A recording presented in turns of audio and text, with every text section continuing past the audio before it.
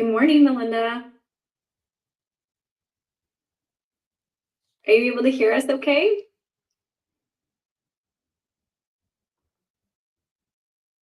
It's possible she's on the phone, which I know is a common, but she's going to get a personal consulting session here. Yeah, for sure. Okay, so maybe I'll just kind of run through it as I normally would, and then we'll keep going. So on behalf of Enterprise Renfrew County, we would like to recognize that the land on which Enterprise Renfrew County is situated is the traditional, unceded, and unsurrendered territory of the Algonquin and Anishinaabe people covered by the Upper Canada Treaties. We also recognize that enduring presence of all First Nation, Métis, and Inuit peoples on the land on which we gather. And we are super grateful to have the opportunity to be present in this territory here today. So Melinda, today's session will be an engaging one. So if you have any questions or conversation points you'd like to bring forward, please do. As I mentioned to Stephanie and Ryan, I'll keep an eye on the chat. So if you're most comfortable popping some things in there, I'd be happy to bring that forward as well. But of course, you're more than welcome to unmute yourself and have a discussion throughout the presentation today too. So again, this will be a recorded session, and the recording link will be sent out after the webinar, along with any materials or resources from today's session. There was a primer that was sent out previous to this, but again, I'm more than happy to send that along in the follow-up email as well. So I'll go ahead and hit record.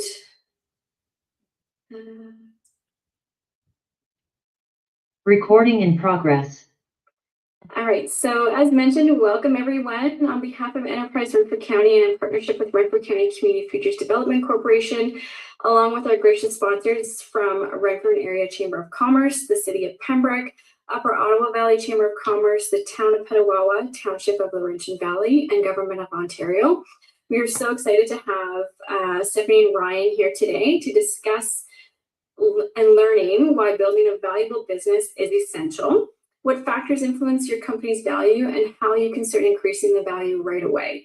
So without any further ado, I will pass things over to Stephanie and Ryan. Awesome. Thank you, Hillary. We're excited to be here. This is an important topic. And as we go through the material, it might be, maybe not, but I find it's surprising. I've been an entrepreneur consulting other more mature, so further along in the journey, entrepreneurs now for almost 8 years. And it's interesting how what you find or should be commonly practiced protocols or theories are not. And so it's important that we start talking to all entrepreneurs, but especially the next generation, so they can elevate the Canadian entrepreneurship experience from sort of past generations. That's really what my mission is. I am a hands-on consultant to Canadian owner-operators so that they can get more value. Entrepreneurship is hard. Let's make sure that that hard work is worth it. And I'm joined by Ryan. I'm a big believer, and you'll hear from him and me how important the value of the team is in bringing many, hands together to make light work. And so I want to practice what I preach. And so I'm bringing Ryan today. He's an expert in exactly this subject matter. Ryan, if you want to give a little bit of an introduction. Yeah, thanks, Stephanie. As Stephanie said, my name is Ryan. I'm the owner and founder of Unearth Coaching. So I provide leadership coaching and team building services for organizations. And so as it relates to delegation, of course, Stephanie's going to be talking a lot about systems and processes from a structural level.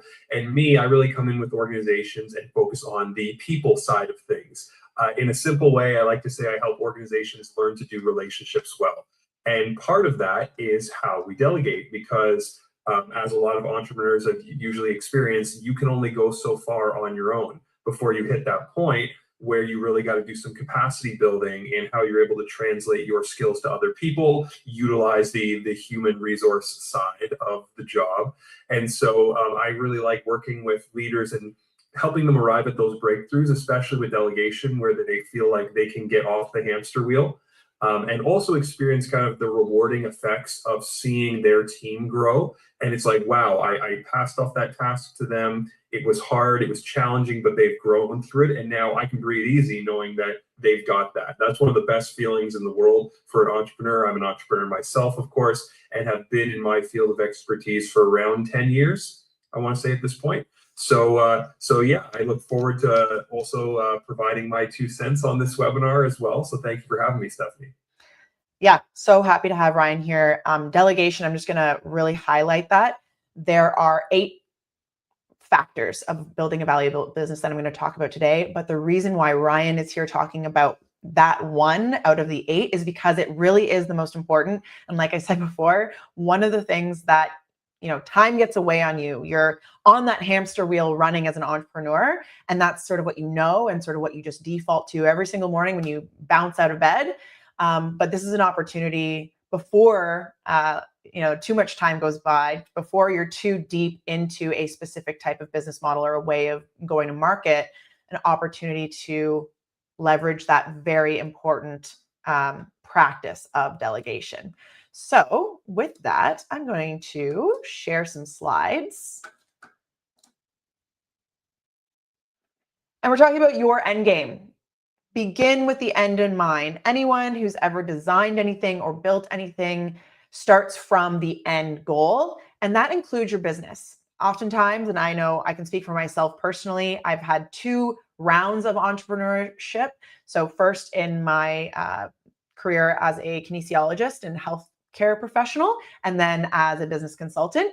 You're really passionate about your subject matter. You are capable and skilled and knowledgeable in what you do, your craft. And sometimes thinking about what the long-term goal or end state is doesn't actually come up. Even if we have a business plan, we're more thinking about day-to-day, how do we turn our skills into value for customers and therefore a profitable operation. And so today is a great opportunity to think very specifically about what your end game is. So we just introduced ourselves as facilitators. This would have been in the primer sent to you ahead of time as well. Please connect with us on LinkedIn. I actually can say Ryan's content, he puts out a lot of great stuff that is revealing around maybe some untapped potential in your team and the way that you're invigorating your team. So if you're one of the many entrepreneurs that are frustrated on a day-to-day basis or, scratching your head, why did they do this? Why did they do that? Ryan has some really good content on LinkedIn. And so you can actually find his profile here in the primer and continue your education after today's workshop. It will be hard work, entrepreneurship. Will it be worth it? And thinking about what the end game of this path versus that path actually is. Both paths are going to be difficult, but likely one end game is going to be much more valuable than the other. You want to make sure you're on that path versus another.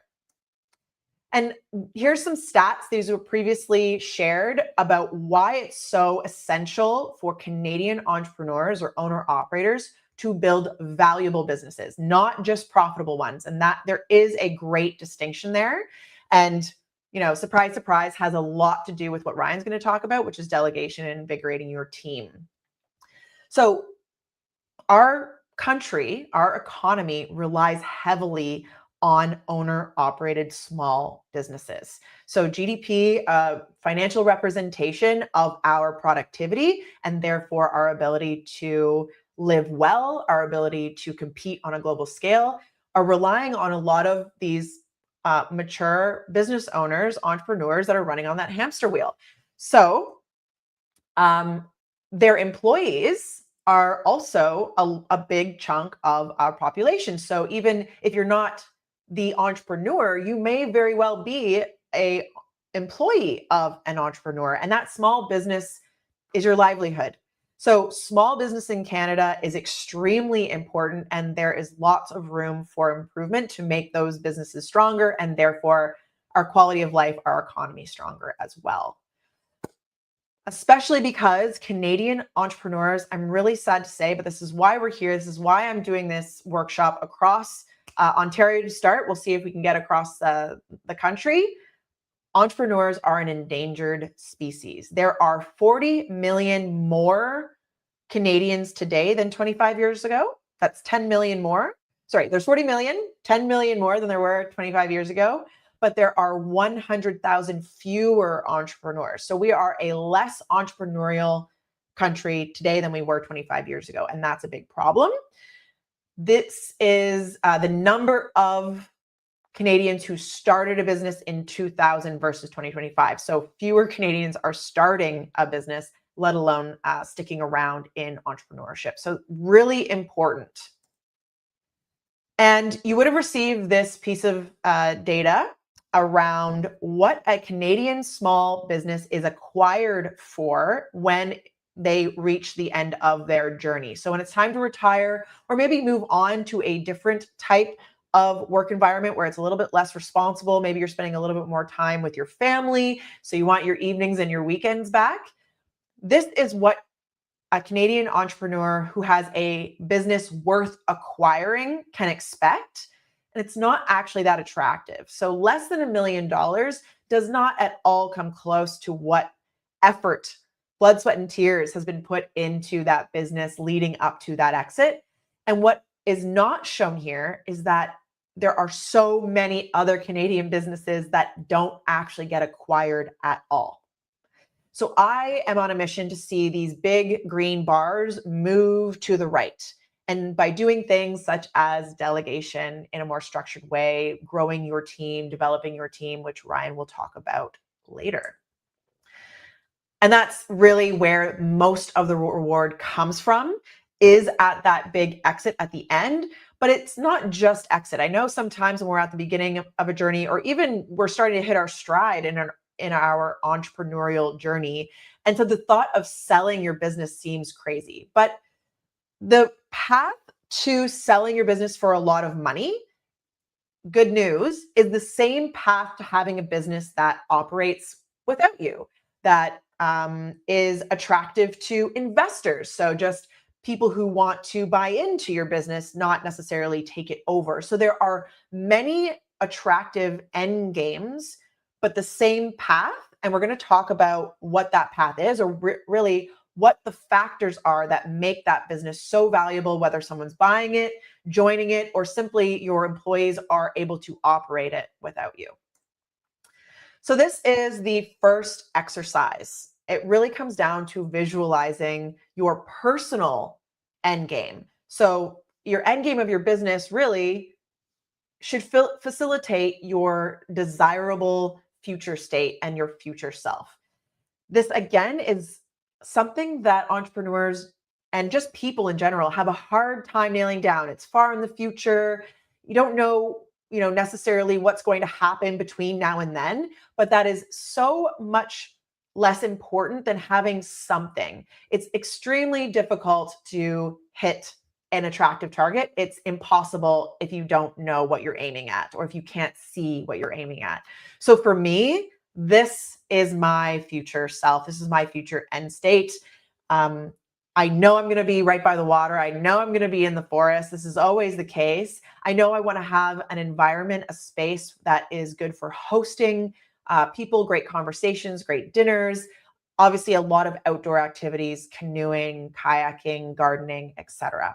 So this is something that I would like everyone to actually draw in front of themselves right now. So if you printed out the primer, you would have a space that you can start to sketch some of the elements. You don't have to go as far as I did, but really start asking yourself specific questions that build up this vision. Where are you? In what environment do you feel at most ease, or the greatest amount of contentness, peace, happiness, whatever you are searching for? So for me, it's in the woods by some fresh water.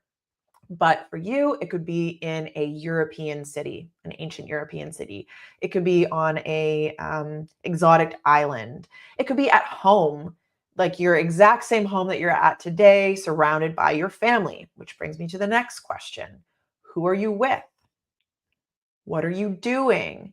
And really, if you want to get this visualization to be as effective in driving your future behavior, because there will be hard days. I've had them, and I'm sure Ryan and anyone else who has been an entrepreneur at any amount of time will attest. There are hard days where you start asking, why am I doing this?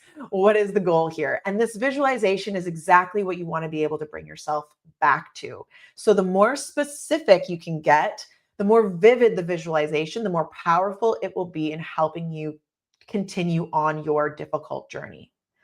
So for me, I love the smell of coffee in the morning, but I also love hearing birds chirping. I want to see the sparkle on the water when I'm drinking that coffee. That is my happy place. So drawing these elements out, and later on, one of the calls to action after this workshop will be to actually put that image up somewhere where you can see it and remind yourself on a daily basis. You can actually see that's the drawing right there of my future state. So asking yourself, where are you in this peaceful, awesome future? Who are you with? What are you doing? What are you seeing, smelling, eating, touching? And then you can start to get closer to more practical questions. How much is this going to cost? And how far into the future is this future state? And therefore, what does my business have to achieve within that amount of time in order to facilitate that ultimate personal future? So this is something I encourage you to do, if you haven't started already, to do on your own time, if you're watching the recording, and put it up somewhere, share it with someone, make it a real thing that you're committed to. Which brings us to, what does your business have to do, and what is the most profitable path to achieving that end state?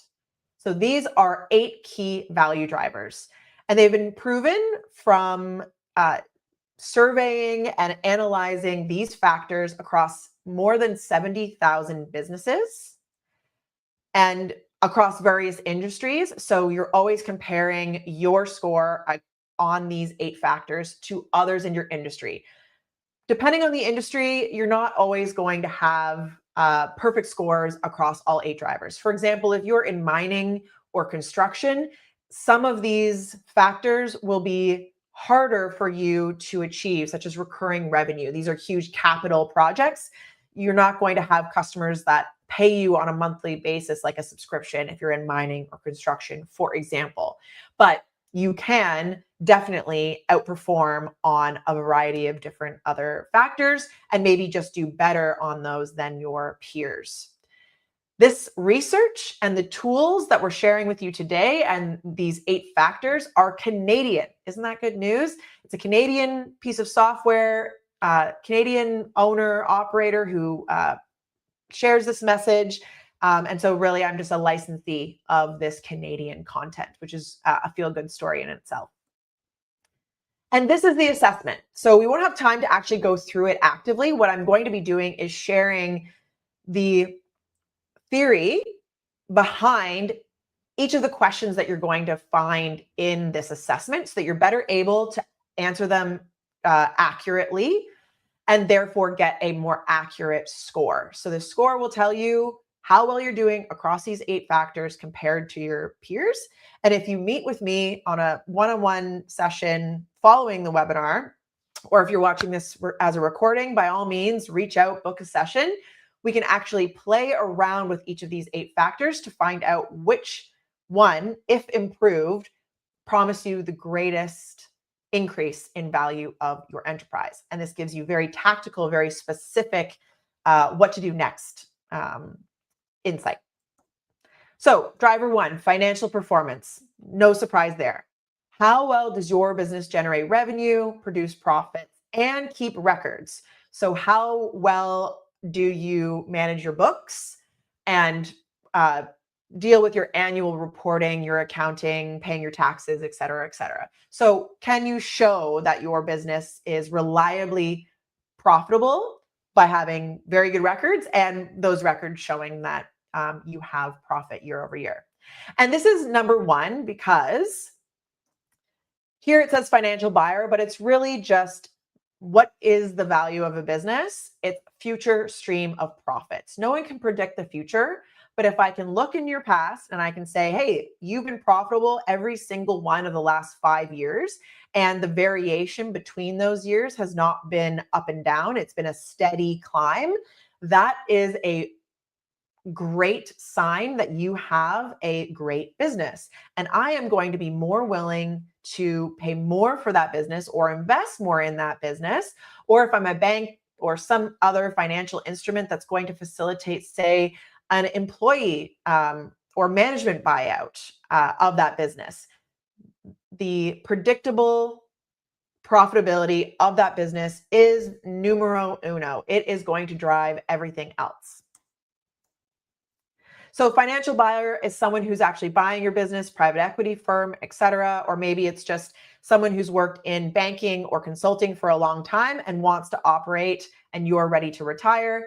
They want to know, how well have you generated profit in the past? How predictably? So how reliable are those numbers going to be in the future? The more risk, so the more uncertainty, the more variability in those profits year over year, the lower that price for that business or value for that business becomes. And we all know this from stocks.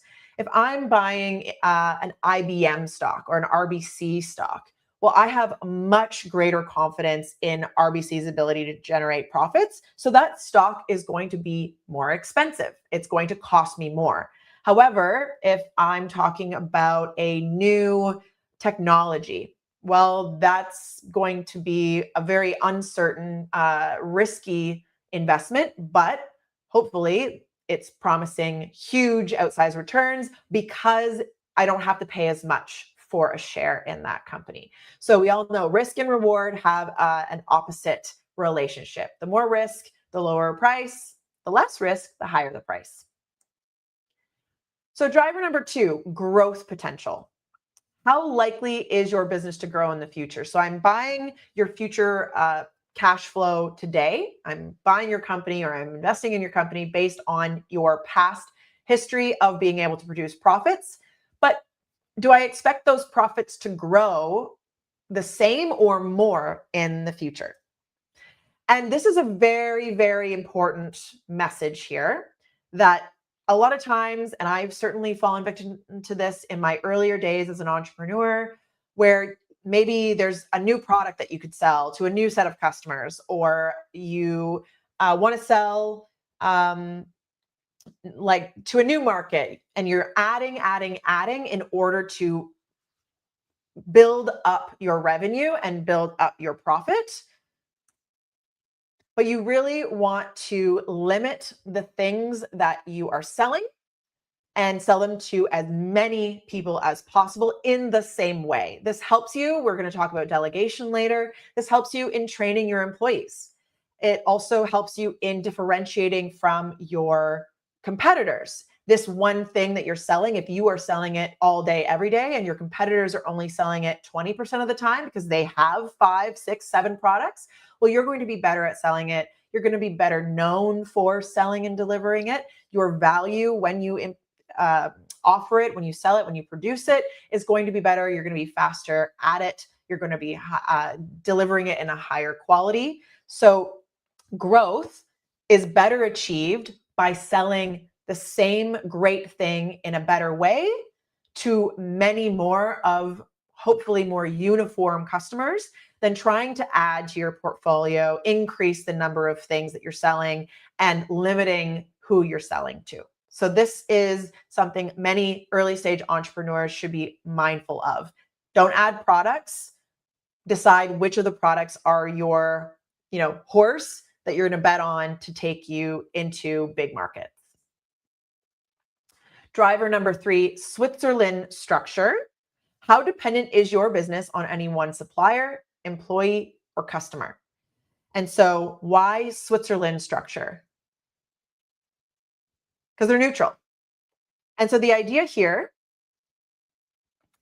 is that if you are dependent on a supplier, if you are a small business and your supplier is much bigger than you, maybe they're the only game in town. For example, I consulted a independent rock record label, Canadian, and there was this vinyl resurgence, right? Everyone was buying vinyl. Well, there aren't too many vinyl manufacturers anymore. And so this small indie operation was at the whim of these very few vinyl suppliers already. And then one of them had a fire, reducing supply. And of course, these remaining suppliers are going to prioritize bigger record labels than this indie label. So as much as there was this trend for record labels being bought by Gen Z consumers, the supplier had more power than my client. And so it would be wise for them to focus on products and services where they have a little bit more negotiating power, or at least they're not completely at the whim of very few much larger suppliers. And this goes the same for employees or customers. So customers, sometimes we rely too much on one big customer. And then what happens if they go under or they shift over to a new service provider? Are you suddenly not profitable? That is not a great place to be in. And it's certainly something that your financial buyer, or maybe it's even a competitor in your industry who's looking to acquire your company when you're ready to retire, they're going to look and say, how much do you rely on one customer, especially if you're retiring, because you likely hold a relationship with that customer. And so in the process of acquiring your business, is that relationship going to be lost, and therefore instantly reduces the value of your business to that buyer? And of course, employees. This is an opportunity to, again, consider who you're developing, as Ryan was talking about earlier. Are you reliant on one main key employee? What happens if they leave? What happens if they get injured? So do you have a system for bringing in and developing new employees so you are less reliant on one? The goal here is neutrality as much as your industry can allow, because again, we can't achieve perfection in every single one of these 8 factors, but we can certainly identify today, and when you do the Value Builder assessment, which ones we do have an opportunity to improve. Driver number 4, valuation teeter-totter. So this is a little bit of a more complicated one to understand. It really has to do with how consistently you have cash available in your business. So the idea here is that the elephant represents the amount of cash that you are taking in your business on a consistent basis. And then the other side, so the teeter-totter goes up in value. So on one side, we have cash. The heavier you are, the more flush with cash you are, the higher the value of your business. And this comes down to working capital needs. And I'll give you a really great example. Retail. And we just saw Hudson's Bay, most of the debt that they were dealing with that ultimately was their demise was to the vendors that provide them the products that they sell. So if I'm Hudson's Bay or if I'm Running Room, I have to outlay an enormous amount of cash to buy shoes in great quantities, to buy socks and shirts and all these other different products that my customers might want to buy. I have to give away a whole bunch of cash to receive that product. And then I have to pay a bunch of employees to, supervise the sale of that product way before anyone buys anything from me, meaning way before I actually receive any money for those products. And this is different than, say, a architectural designer, right? If I'm working with a client, I'm actually going to take a deposit on the project upfront before I do any work. Then once I reach a project milestone and I've completed amount of work, I'm going to take another installment. So there is much more cash up front and less outlay at the same time. So retail, a lot of working capital, heavy working capital needs, and therefore tends to be a lower value business. Recurring revenue. I love this one. This is one that I regularly work with clients to identify opportunities. We're all much more comfortable inherently with, I'm going to give you one thing and you're going to give me $1 in exchange. We're less comfortable for most industries and most mature operators in this recurring revenue model, where I'm actually coming to an agreement with a customer that they're going to pay me on a regular basis, whether that's monthly, weekly, annually. But this helps with the predictability of future cash flows.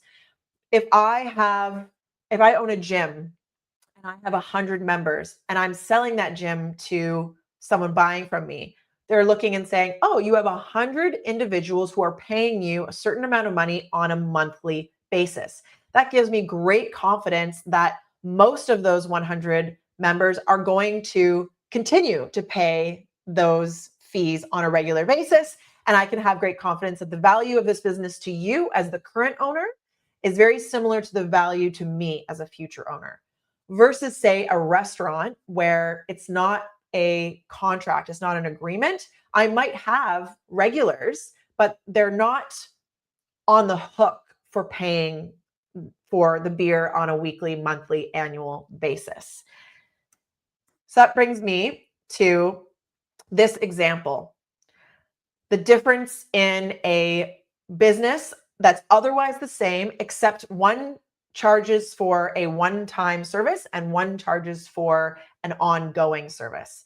So if I install security cameras and I'm going to charge you for the equipment and I'm going to charge you for installing, and then I'm going to say, see you later, and I make $1 million in revenue, versus a business where I'm not going to charge all of the money upfront for the equipment and my services. I'm actually going to do all the same work, but I'm going to charge you on a monthly basis so that as these cameras need replacing, as you add more locations and you need to add more types of security, I am a service provider to you that you can call up, and you're going to pay me on a monthly basis to monitor the quality of these systems and to be on call when you need to expand this security system.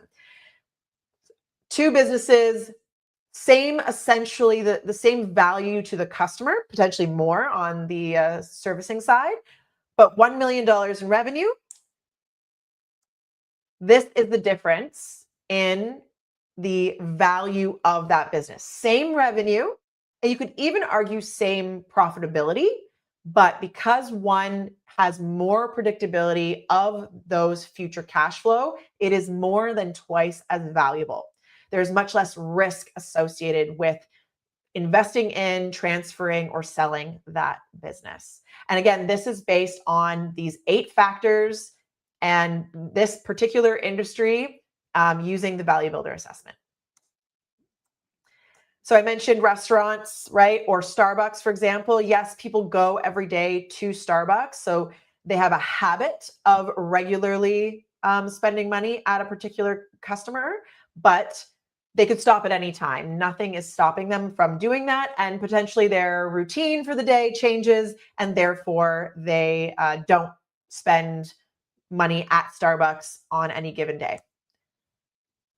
Upfront invested, and then because you have an Nespresso system, you are more likely to regularly buy the Nespresso pods. This is called the razor blade model. So a manufacturer of a razor might actually sell you the razor at a loss, because now that you have the razor, you're going to buy replacement blades on a regular basis for many, many years. And that's really where they're going to make the money from you. Magazine subscription. So I'm collecting that money, and you actually have to go out of your way to cancel that subscription in order to stop paying. if I've convinced you to stick with my technology product, well, it's going to be a hell of a time trying to switch. So the switching costs are too great. So I can have great confidence that you're going to still buy from me next year, the year after, 10 years from now. We all know Netflix. So auto renewal, it just keeps going. You would have to go out of your way again to cancel. And a multi-year contract. So this would be more in line with, say, like a government, a public sector entity where I'm buying your business that already has many, many years of committed revenue from a public sector entity, a hospital, a municipality, for whatever the service is. Driver number 6, monopoly control. So most Canadian small businesses are never going to be a true monopoly, but you can be a monopoly in a specific type of, like a slice of your industry or a certain value proposition within your broader industry. And this comes down to differentiating yourself from your competitors in a way that is valuable to a large enough subsector of your industry. So going back to growth potential, remember we talked about selling one thing to many. So when you're deciding what's the way I'm going to differentiate myself from my competitors, you want to make sure that there's enough of that subset of your industry, enough buyers that you can repeatedly sell that one product that they find valuable. If only 1% of the overall market would ever buy that one product from you, then you probably want to choose a different product to, a different horse to bet on.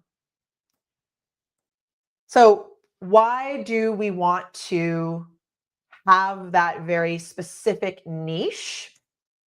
Because it's a virtuous cycle.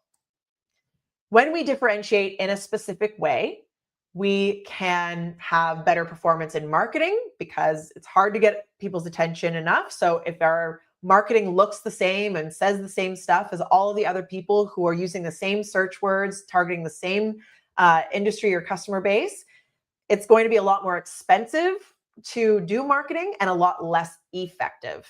So if we can differentiate our service and our story, well, then our marketing is more effective. We have to spend less, but we get more. Well, and now we have more money in our pockets. And maybe also back to selling that one product all the time over and over again, we develop a reputation for doing it really, really well. Now, all of a sudden, we can actually charge more for that product and service. And so here we are with much higher margins, obviously something that is going to drive the value of your business.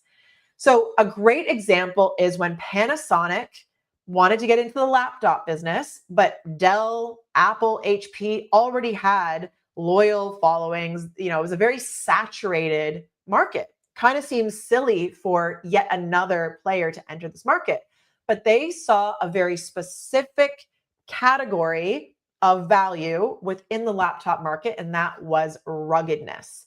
And so what it comes down to is how different is the benefit? So I would say, using a lot of Apple products myself, as much as I've dropped my phone a fair amount of times and it hasn't shattered on me yet, I'm certainly not going to be taking it to a construction site or a mining operation, or even if I'm in law enforcement, for example, driving a car really fast, potentially getting into physical altercations. My technology is not made for that type of environment. So Panasonic decided that's an area that is underserviced, and it does matter a lot to the people who we would be selling it to. So very different product. So how differentiating is that benefit, and how much do these customers care? So you want to obviously get your product and your differentiated virtuous cycle as far to the right hand and top of this graph as possible, which takes us to another exercise I strongly recommend. First, what is your greatest differentiator?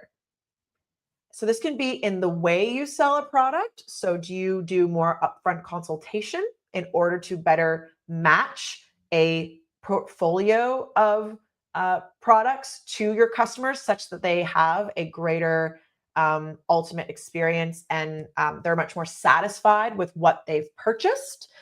So it's an education process, it's a matching process. Is it the way in which you sell a product, or is your product superior? Do you customize it to your audience? Is it branded versus generic? So what is your greatest differentiator compared to other businesses in your industry and in your geographic or service area? So this is an important thing to identify. If you don't know what the answer is, reflect on this. Again, before we get too far down a path, and we've been on the hamster wheel, as Ryan said at the beginning of this session, and we're tired, and all of a sudden we are liking the idea of maybe retiring, maybe not being responsible for evenings, weekends, early mornings. We don't want to then find out our business isn't that different than, or have to then pivot our business to being much more different than our competitors when we could have been doing that for the last 15 years. So start off on the right foot, begin with the end in mind, and plan to be different from the get-go, and different in a way that is significant. So again, marketing is obviously different, messaging is obviously different.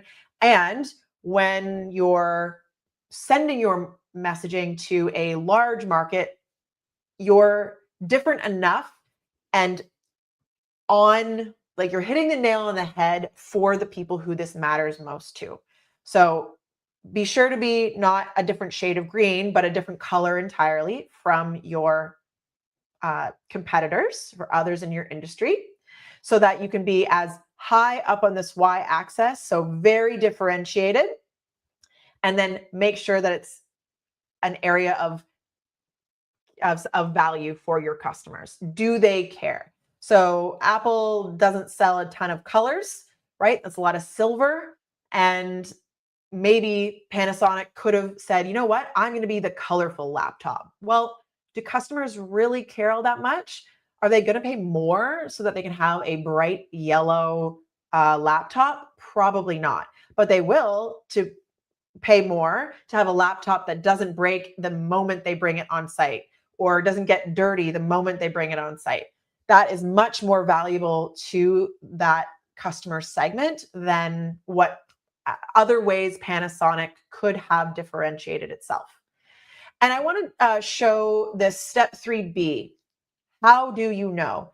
My consulting practice at its core is about customer value. And a lot of times when we're operating a business, we see it from a dollars and cents lens, a black and white lens, and it is much more shades of gray when it comes to the customers we serve. The way that we communicate with them, how quickly we communicate with them, the things our brand stands for, et cetera, et cetera, et cetera. These all really matter. In this scenario, do customers care about what is different about your business? Maybe not. And so maybe it's not a worthwhile thing to continuously reinforce. Maybe you should be different in a different way. And how do you know? You have to ask. And this is another thing that, again, you're on that hamster wheel, you're going, and suddenly 15 years goes by. And I've asked many mature entrepreneurs, when was the last time you asked your customers how satisfied they were or what you can do better? And a lot of times it's been a while, and they rely on one-off engagements, so one-off interactions with customers, very specific type of customers. The recency bias comes into play, and so they do not have a fair, credible view of how their customers really feel, especially because customers might not necessarily be entirely truthful in those one-off unique interactions. So another thing to be planting a seed about here is, how are you continuously asking your customers how you're doing in order to continuously improve and keep that virtuous cycle going? So this graph, the goal here is to think about your peers first. So are they different in some way? And in the way that they're different, How much do customers care about that? So plot them here, and you might start to see where there is a big gap where you are suited to fill. So customer satisfaction, I planted the seed in the previous slide here. How likely are your customers to buy or refer others to your business in the future? Again, it increases that predictability that the business is going to perform as good, if not better, in the future. In the Value Builder, it talks about Net Promoter Score, and that is a acceptable way, at least to get started as a small business, in at least asking your customers for feedback, because it could tell you something about how your customers feel. However, I would encourage you to go a step further and actually build your own open-ended survey question to give that feedback. Oh, Kenny entered the waiting room. Let's get him in there. So to give that feedback to you so that it's a little bit more actionable. As well, Net Promoter Score is proven to not necessarily be associated with behavior. I might say, oh yeah, I definitely intend to refer you to my friends and family, but then I might not actually do it. So Net Promoter Score is a great place to start, but beginning with the end in mind, you should intend to build on this as you go forward in the future. And this is that. How do you know your customers are satisfied? You have to ask. So we finally arrived at number 8, hub and spoke. How dependent is the daily operation of your business on your personal involvement as the owner? So I alluded to this a lot, but specifically when I talked about when we rely too much on a single customer to drive our revenue.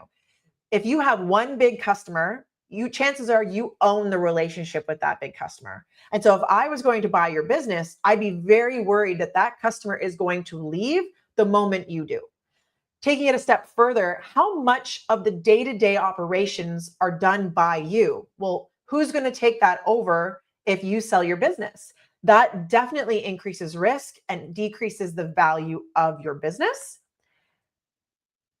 If everything comes back to the owner, if your employees go to you for all the answers, if your suppliers only have relationships with you, and if your customers, like I said, only have relationships with you, your business is not valuable without you, which means you can't really sell it. And as I mentioned at the beginning of this session, I would say the majority of Canadian small businesses do not actually sell. At the end, they simply close their doors. And I want more Canadian entrepreneurs to get rewarded for all of the risk and hard work that they take on. So the traditional owner trap is what we're fighting against. We do not want your business to rely on you for any longer than absolutely necessary. Of course, my business relies on me very much right now, but the goal is to have it rely ever less as time goes on. And this is where Ryan jumps in and can really help us start to plan these actions and to take steps right now. All right, awesome. Thanks, Stephanie. So yeah, as Stephanie alluded to, in a moment here, I'm going to lead us into a small little reflective exercise of how we can start thinking about what areas we might want to delegate, what things we could pass off, where are the opportunities to develop our team a little more. Often, many people see delegating as a nice to have rather than it being crucial to your business. And what's one of the biggest things that one of the biggest issues that business leaders and entrepreneurs are talking about right now? Succession planning. The other big one is the skills gap, particularly in middle management and supervisor positions, both a big symptom of a lack of delegation and development, that we don't know how to do that well. And the problem is, if a leader or an entrepreneur doesn't delegate well, there's about 2 points in kind of your business life cycle where it will become very noticeable. One will be when you get out of those first few years, when you get out of that survival phase and the business starts growing. One, it'll start becoming very obvious then, because growth usually reveals a lot of problems that were there. And 2, though, if you don't deal with it there, the place it will most likely come up is when you want to sell your business. I personally know at least 3 to 4 entrepreneurs right now who are going through major headaches because they've experienced exactly what Stephanie said. They're at the point where they want to sell their business, but it relies so much on them. And anyone who's come in to make an offer has says, no, I want you to still be there. And they're like, no, I don't want to be there. That's why I'm trying to sell my business right now. And the thing that's not very exciting about succession planning is you really need to start probably about 10 years early. No exaggeration there. And so it's something that should be on your mind. But in order to make that more digestible, it just starts with becoming more comfortable with releasing that control and thinking of delegation not simply as, oh, it's nice to have, it'll be more efficient for my time, but actually as capacity building. How am I building capacity? One, for myself to focus on more important things, and then two, for my team to really grow in their skill sets so that not as much is relying on me. So let's get into the exercise though. Step one, and here's the thing, is you can work through this as I'm talking about right now. You can also take this and do it yourself as well. Apply it practically in your day-to-day moving forward from the workshop today. But the first thing you want to do is think about what is the single most important task you would like to delegate in the next 30 days and why. So we can see Steph's answer there: relaunch marketing for small business roll-up and rebrand venture. And it's crucial to get healthy cash flow in the first quarter operating. Now, the big thing or challenge that a lot of people have here is how they define importance. That will really be a function of your time in the business, and over time you will start to have a better idea of what constitutes important. But a few ideas to throw your way when you're thinking about that is, okay, this task, does it have a connection to bottom line revenue? Who are the stakeholders involved? Does it involve relationships with a really important supplier or customer? What kind of capacity building? What is it going to free me up to do? What kind of personnel do I have right now? What is their motivation, skill set? What is the complexity of the task? For the purposes today, it's just practice. But as you go forward in this, you'll get better and better at identifying what is an important task. And we want to think about it in a short time frame to begin with. So what's something important in the next 30 days that I'd like to delegate and why? And then step two, if we flip to there, what's important about delegating this task now? So this is where we dive a little more in depth into it. What particularly makes now important? And this can help inform some of the issues I talked about in the last step about, is this really an important task? Is this just something that I'm emotionally reacting to? Is this something I think is productive but really isn't? So don't be afraid to dive a little more in depth into this answer. So we saw an example here: more likely to succeed with greater focus and longer runway to execute the very first launch. Then we get to step three. What becomes possible when you delegate this?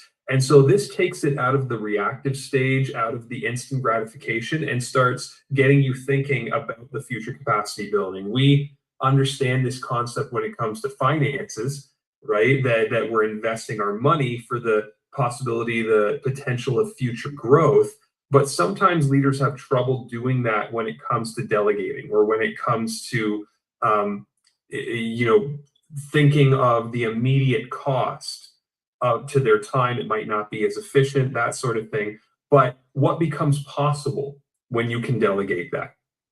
And what is the benefit? Where will you be able to redirect your time? How is that contributing to your desired future? Then we look at step four. What's at risk when you delegate this? What's at risk not to? Don't be afraid to be as thorough as you can on both sides of this. So there might be some inconsistencies between the vision and the expectations. That's at risk. But what's at risk not to? It could mean other responsibilities will suffer, tasks may also suffer, and missing out on the opportunity to see it from a new perspective. And then finally, we get to step five. What is your next right step? So this is, we want to distill it into something very practical and actionable moving forward. What are you committing to do? And when are you committing to do it? And research shows that when you don't just keep this in your head, but you actually write it down and make it visible, there's a much greater chance that you're going to follow through on it. And that jumps even further if you share that with someone. So when it comes to that next right step, I encourage one, write it down somewhere visible in your office, maybe a sticky note, maybe your whiteboard, if you have like a vision board, whatever that is in your office or in your workspace, make it somewhere where you're going to see it every day. And then if you can add some extra accountability onto that, even better, whether it be peers, people you're working with, whether you're working with a coach. That's something I help do with leaders as well, is bring in some more accountability and outside perspective. But the idea is that you want to pick something hyper practical. People try to do too much too fast, which is often where the motivation wanes and they fail at reaching their goals, where you want to keep it at very small, digestible action steps that will move you forward. And then when you accomplish that step, okay, what's the next one? Okay, what's the next one? So on and so forth, and how you build upon that. So that's how you want to get started with thinking about through what you're going to delegate. What is that next important task in the next 30 days? What makes it important now? What's at risk to? What's at risk not to? All right. And what becomes possible? I mixed up the order there, but what becomes possible? What's at risk to? What's at risk not to? And then what is your next right step? And what are you committing to do? And when are you doing that? And another tip I encourage people to make on this step 5, once you commit to that, put it in your calendar. Put it as a non-negotiable meeting in your calendar or task about when you're going to do that. That's another thing that sometimes leaders or people in general get afraid of is they don't want to commit their time to that, because it's like, what if there's other important things I have to do? What if something changes? But research has also shown that we have an incredible capacity to work around things when we know what the boundaries are. So it's the age-old adage of with the toothpaste tube, that you'll go through that first 80-90% of it so quickly, and you'll make the last 10% that toothpaste tube last for months, right? We all do it. You'll roll it up and scrunch it up, and you'll get every last little bit of toothpaste out of that, because all of a sudden the constrictions or the awareness of what's left causes you to get more innovative, to be more conservative than you normally would, and you will make that last. The same thing happens with our time. So that's where adding a little bit of good pressure can be very, very helpful for us following through on tasks. And when it comes to this particular case, delegating. Now, sorry, Stephanie, did you have anything you wanted to add? I saw you. Yeah, I was going to say, I like to say I live and die by my calendar. And I think if you give yourself 8 hours, you'll take 8 hours. If you give yourself 1, you'll take 1. I think we can all agree. We've gone through school, we've crammed for a test or a project. And I find with my calendar, like if something actually urgent and pressing comes up, well, I can take that same square, I'm still committed to it, and I can move it around, right? Maybe it's not happening exactly when I said it was going to. Again, we can't perfectly predict the future, but having it in there, and it's going to find its way into my day somehow, somewhere. Exactly. And there's always a threshold when it comes to urgency that we don't really consider, in the sense that something's urgent and it feels like it needs to get done today, or it needs to get done right now. But chances are almost everything, like 99% of things that are urgent, you might have to do. If you move it an hour later, probably nothing's going to change. 2 hours later, probably nothing's going to change. Even the next day, probably nothing's going to change. There's very few things that absolutely can't be moved to that degree. And so that's also where learning to set those boundaries and restrictions around what's important, if of course we identify that delegation is very important for us and we say it's important, that kind of needs to be reflected in our day-to-day, in our calendar, what we're committing to do.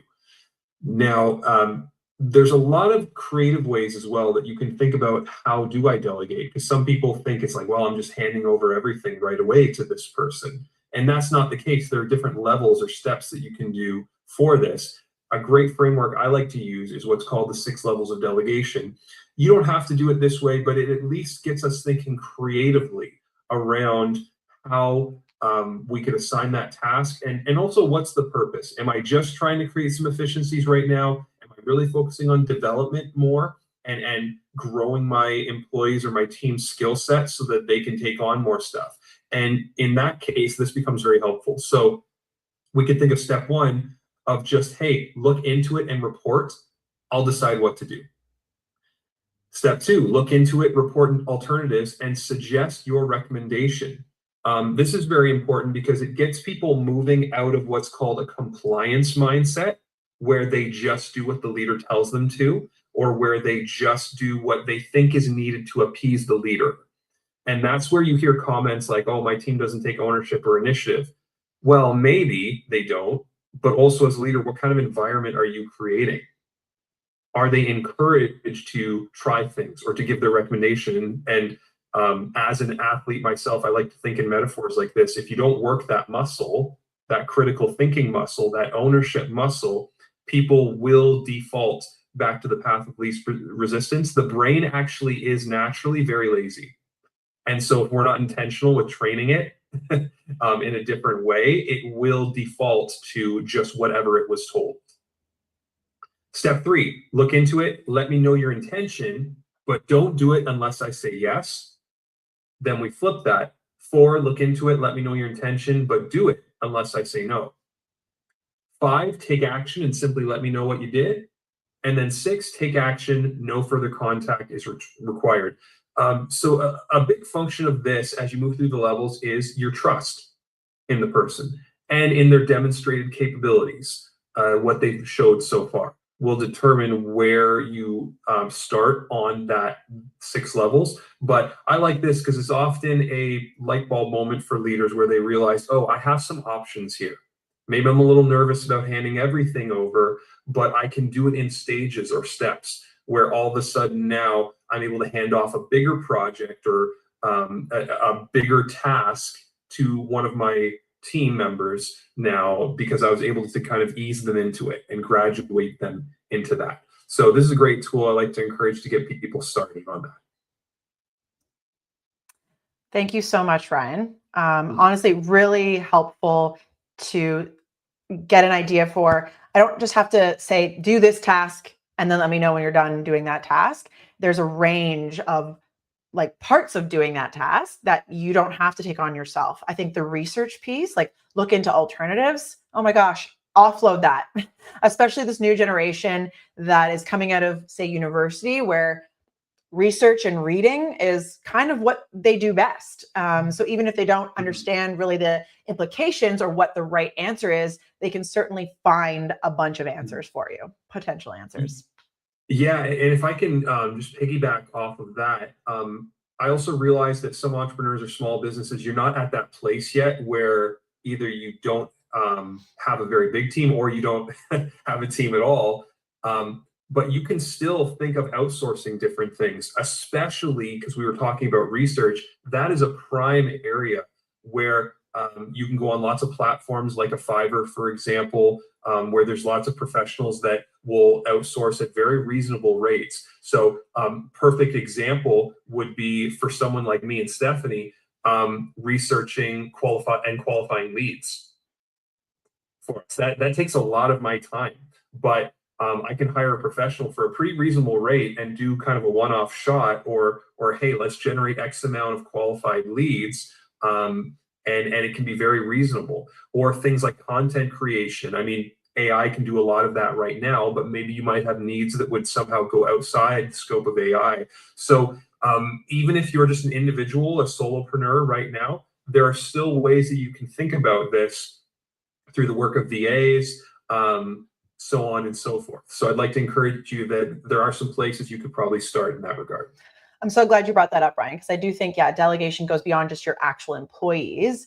You know, I outsource, like, I don't want to deal with my website. I don't want to tinker around the back of my website. I've got great branding and web development guys that I rely on all the time, and we have a great relationship. And so now I can actually go further and further through that level, those 6 levels of delegation with them, because we've been doing this for such a long time.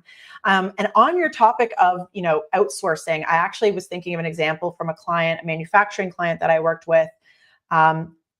Really niche product, Again, mom pop shop, even though they were growing, multi-million-dollar operation, they relied too much on one particular long-standing employee. So again, they weren't neutral in their reliance. And one of the ways that we were trying to get around having their skilled talent that takes years to develop that, do more skilled labor and less of, for example, packaging. Packaging surprisingly takes an enormous amount of time because you don't want these very expensive pieces of furniture to arrive at their destination on time for a big event to be broken, right? Or to be wrong. And so it's a unskilled task, but it still requires a lot of time and attention. And so how do you balance those two things? So we actually found a Canadian startup company. It's called Spotwork. I encourage you to look into it. And essentially they've framed themselves as like Uber for general labor. So you can post shifts and have these detailed requirements for what you're looking for. What kind of skills should they have? For us, what we did was we actually put these like instruction or like orientation manuals as part of the posting. So someone would have had to read through that packaging process orientation manual and sign it saying that they knew what they were doing before they even stepped foot on that day. Now, what my client had an issue with was that she was actually going to pay more per hour for these folks to come in because Spotwork is going to take a significant margin on top of that individual's hourly wage. So she ends up paying more dollars per hour for that individual to do the packaging than she would for her skilled employee to do the packaging. And she said, well, why wouldn't I just have employee do the packaging then? Because you're growing and your skilled talent can be reallocated to a much more valuable task. When you build this furniture piece, you make thousands of dollars. When you package it, you do not. And so even though she was paying a few more dollars an hour, she wasn't paying benefits. She didn't have to increase, insurance up and down because that's all covered under this. And that individual only comes when needed. And so I'd much rather pay for 8 hours of packaging at a slightly higher per hour wage and then get all those 8 hours of skilled labor out of my existing employees and earn thousands more dollars in that day. So that was the example that came to me there. Look up Spotwork and see if maybe this is something that you could leverage for your business, Canadian startup company, and could definitely help with this kind of idea.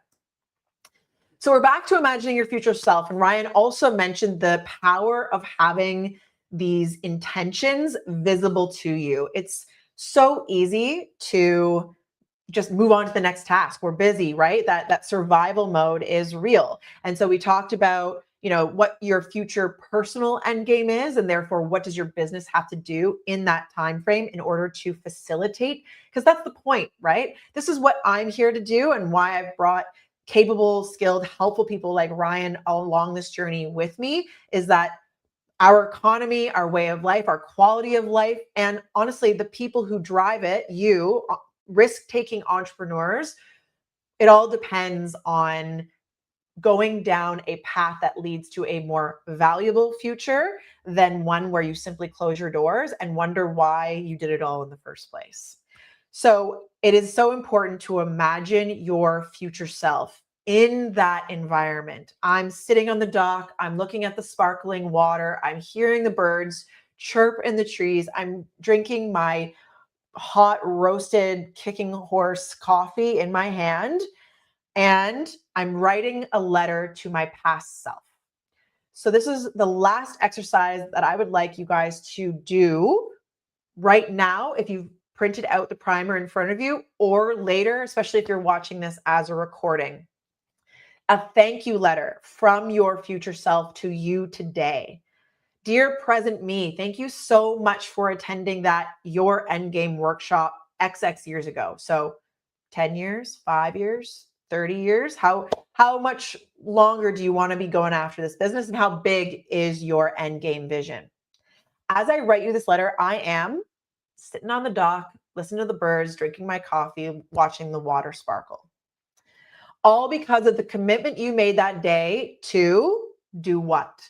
Delegate, to look into affordable outsourcing services that can create your content for you, that can do some one-off general labor tasks for you, find leads for you, etc. Within the first few years, you were successfully able to. So what's the milestone? What's an important milestone that you're going to get to partway to getting to your end game? So hiring your first employee, setting up a second location. What's a big milestone in that path? Yes, it was scary and frustrating along the way when employees didn't do quite what you told them to, or that you were investing in them, you were developing them, and then they decided to leave and go to pursue another entity, which does happen, and you should expect it to happen, even if your plan is to develop them for the long run. But you knew entrepreneurship was going to be hard. I can't imagine how I would have survived if you hadn't delegated, if you hadn't found that lead generating company, if you hadn't offloaded a very time consuming task to someone else. And because you did that, what was able to happen? Personal outcome as a result. Are you able to sleep more at night? Are you able to spend more time with your family? Does it reinvigorate you to do a bigger business as a result of having more capacity yourself? The road ahead will be challenging, but it's worth it. Always remember why you became an entrepreneur. And that's an important question to ask yourself. And then very importantly, sign your name at the bottom. This is the commitment you're making. And then, of course, revisiting. So this was my answer, right? I've got the hot sunshine on a deserted beach I boated to. Boating definitely features in my my future goals. Lean on other people, professionals for help. Another reason why I wanted to bring Ryan in, not only because he's an expert, but because I wanted to demonstrate that we can't do it all ourselves, and we shouldn't do it all ourselves. And we actually get more out of our hard work if we don't do it all ourselves. So I brought Ryan in to create more value for you attendees, and to also just live by or lead by example. Employees make costly mistakes. Maybe you send them on a training, you get grant money, and they leave you, 1 month later. What a waste of time. But it's just a necessary evil in the path to capacity building. We grew faster, joined the Freedom Boat Club. I love that. Look into it if you're interested in boating. Great little service. But always remember why you became an entrepreneur. I want to inspire an evolution of Canadian business culture by operating small businesses in exactly the same way I coach and advise other owner-operators to operate. So from here, we're coming down to the last few minutes. Put your thank you letter up once you've done it. Put it up on your whiteboard, your vision board, put it up on the inside of your medicine cabinet in your bathroom. So every time you open the cabinet, there it is, and you remind yourself of what you're working towards. Put it up right beside your vision of your future self. And once you have completed the value builder assessment, we can go through it together. I'm very happy to walk you through it. If you have some questions, you're not exactly sure what the answers are, happy to do that. But what's really great, where the rubber really starts to hit the road, we can't be perfect on all 8 factors. Ryan was saying, a lot of times we make the mistake of doing too much too soon. And so first determine, I should say, how valuable your business is, or how well you score on these 8 value drivers compared to those in your industry today, real-time data. And again, you're using Canadian technology to make this happen. So this is a feel-good story all around.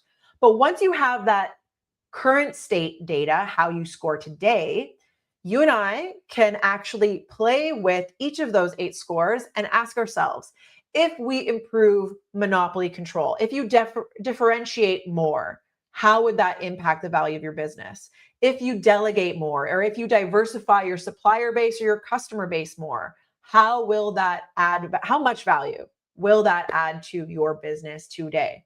So we can go through, so you can actually see real dollar figures. And these dollar figures are just the value of the asset that you're building, which is your business.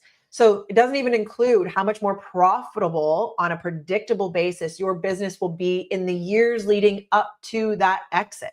So we're going to have these real-time dollar figures of the return on the investment of your time. Some of them, if we slide and play around with improving scores, maybe they're actually not worth your time. And it's okay to get, a C+ on some of these factors and instead put your scarce energy and attention into the ones that are going to get you that A+, those 6, 7, potentially even 8-figure jumps, and therefore achieve and facilitate that future personal self.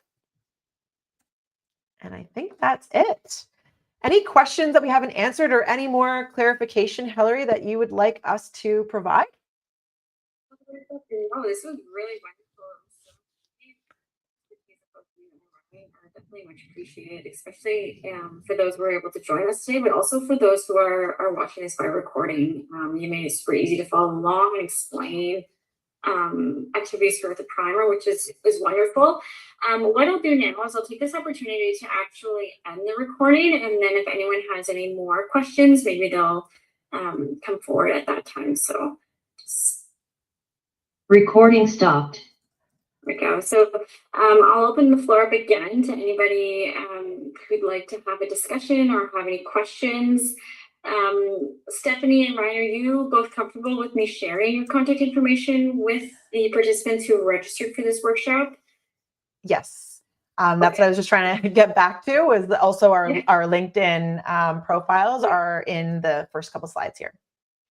Okay, wonderful. So I don't see anything else coming through on the chat. But yes, like I said, I'll mention your contact information in our follow-up email along with the recording for anyone to follow up with you. Excellent. Well, we hope to hear from today's participants as well as future watchers of the recording so we can achieve this mission, make entrepreneurship more rewarding for Canadians. Absolutely. This is wonderful. Thank you so much, guys. Thanks for having us. Thank you. Absolutely. You're welcome. Take care.